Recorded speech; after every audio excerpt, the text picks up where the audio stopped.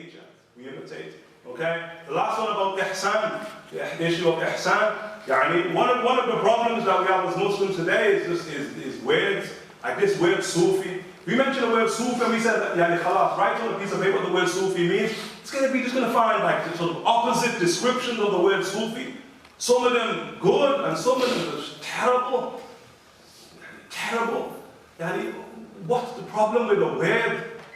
And why does a word render us all problematic? We're not interested necessarily in words, that's what our ulama say, but we're interested in realities behind terms. As a criterion, and we want to be intelligent people, as a criterion, if we're going to say the Sufism is wrong because of Sufis or some Sufis, then we'll also say Kalam, theology is wrong because of some theologians, and we'll say the law, Islam is wrong because of Muslims. Throw it all out. Baby, bath water, the bathtub, everything, throw it all out. That's what I say.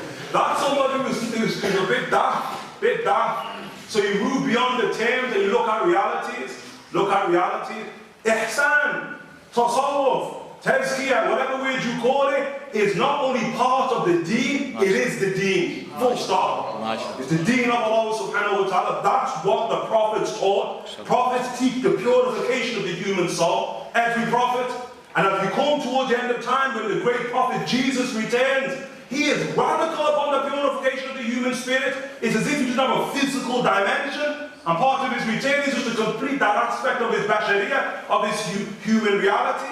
And we move towards a very, very spiritual age. And those people who are at war with a physical term, like the term Sufi, they will find themselves in the army of physical people called the Antichrist. That's where they'll find themselves, in that type of army. Because there's two types of army face themselves off. So we have to be careful. And because our tradition is very clear, as the Prophet ﷺ said, you have a problem with Sufism, you have a problem with Ibn Taymiyyah. Ibn Taymiyyah has an entire volume 35 of his fatwa called Sufism. You have a problem with Sufism, you have a problem with Ibn Qayyim al-Jawziyah, multiple works about Sufism with the literal term. You have a problem with Ibn Rajab al-Hanbali. You have a problem with the ulama of the Shafi'i school, the Maliki school, the Hanafi school, and the Hanbali school. You have a problem with Ahl Sunnah wal Jama'ah. You even have a problem with the Shia. You have a problem with everyone, so. Okay, so we've got to get intelligent about this matter. We've got to get intelligent, really intelligent. We're not interested in changing if people do things that are wrong. Like Imam al-Junayd, rahimahullah ta'ala, he says, our affair, we have two witnesses. He means Sufism, if you want the term. We have two witnesses, Kitab or Sunnah. That's what, we have two witnesses for every single act that we do. So if people do practices that are not from deen in the name of Sufism, then there's something wrong with the practice, but we have mercy for those who do it. We embrace them in the way we embrace any people who have strayed from the path of the Prophet himself, sallallahu alayhi wa alihi wa sallam. But deen is deen. It doesn't need my man to clarify it in the 15th century, a whole century, to clarify what deen is, attached to the transmission.